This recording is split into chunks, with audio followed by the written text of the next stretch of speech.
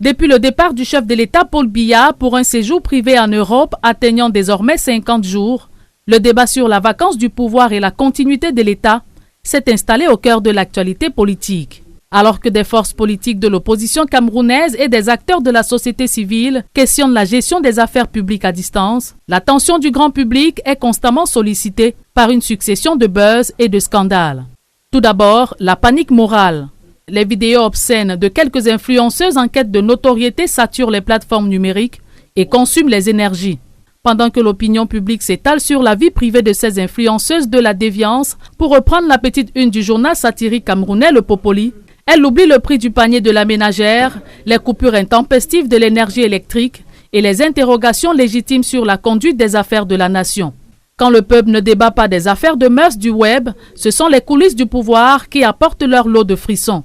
L'apparition médiatique du colonel Kenneth Donald Effudu Awusi, ancien officier du renseignement de l'état-major particulier de la présidence de la République, en est l'illustration parfaite. Depuis son exil, il fait des révélations fracassantes, ciblant de hauts dignitaires du régime. Si ces sorties tiennent en haleine l'opinion et déclenchent des communiqués de riposte, elles servent aussi de parfait contre-feu politique, de l'avis d'observateurs avertis du paysage politique. La politique camerounaise se transforme alors en série télévisée haletante, où les citoyens, simples spectateurs des querelles de clans, analysent les coulisses du pouvoir au lieu d'en exiger des comptes. Pendant que les esprits s'échauffent sur les vidéos virales et les querelles entre pontes du sérail, les ressources stratégiques du pays s'évaporent dans une discrétion quasi totale. Le scandale de l'exploitation aurifère en offre une illustration criante. Le chiffre du désastre entre 2021 et 2025, alors que le Cameroun ne déclarait officiellement que 148 kg d'or exportés, les régimes de Dubaï enregistraient l'entrée de 44 tonnes d'or en provenance du pays.